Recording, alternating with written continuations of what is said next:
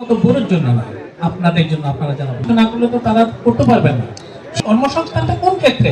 আপনারা তরুণরা যদি চান যে না আমাদের কর্মসংস্থানের প্রকল্পটা আমরা বাস্তবায়ন চাই, তো যেমন আমাদের এখানে মিল্টন আছেন, মিল্টনও নেতা, আবার কাজী সালেউদ্দিন সাহেবও নেতা, কিন্তু কোথায় যাবেন? উনি নির্বাচনের কোন পদের জন্য প্রার্থী? পার্লামেন্টে। আইন তৈরি করবেন কার জন্য? আমার জন্য, আপনার রেঞ্জ আছে, এটাকে বলা হয় শিবালিক রেঞ্জ। এটা হিমালয় পাহাড়ের একটা অফশুট। পরিচালিত করার চেষ্টা করেন তরুণদেরকে। এদের সম্ভব না সীতাকুণ্ড একটা সম্ভাবনাময় শহর, এবং সীতাকুণ্ড কেন সম্ভাবনা? আজকে সম্ভাবনা তৈরি হয়েছে।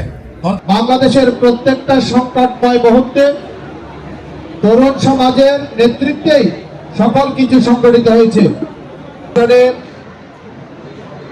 আমাদের মূল মন্ত্র হচ্ছে আগামীতে বাংলাদেশে যে ত্রয়োদশ জাতীয় সংসদ নির্বাচন অনুষ্ঠিত হতে যাচ্ছে, সেই নির্বাচনে যদি মহান আল্লাহ পাক রব্বুল আলামিনের দয়ায় আমরা কামিয়াব হতে পারি, ইনশাআল্লাহ এই সীতাকুণ্ডের সর্বস্তরের তরুণ সমাজকে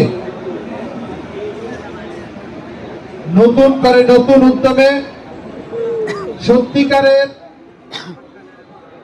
মানুষ হিসাবে গড়ে তোলার জন্য যেটা যেটা করার প্রয়োজন সেটা আমরা ইনশাআল্লাহ করার একটা পরিকল্পনা আমাদের রয়েছে। যে কোনো ধনী দেশ, আমেরিকা বলেন, ইউরোপ বলেন, সেই সব সমাজে যারা তরুণ আছে তাদের সংখ্যা কিশোরদের চেয়ে কিংবা বার্ধক্যে যারা নিপতিত তাদের চেয়ে অনেক বেশি। সুতরাং একটা সমাজের তরুণদের সংখ্যা বাড়ে, এটা একটা ইন্ডিকেটর, ইন্ডেক্স। একটা দেশ ধনী না গরিব বোঝার জন্য দেখতে হবে তরুণদের সংখ্যা কি পরিমাণ আছে। আরেকটা বিষয় আছে, এর সঙ্গে আরেকটা বিষয় জড়িত, সেটা হচ্ছে মধ্যবিত্ত।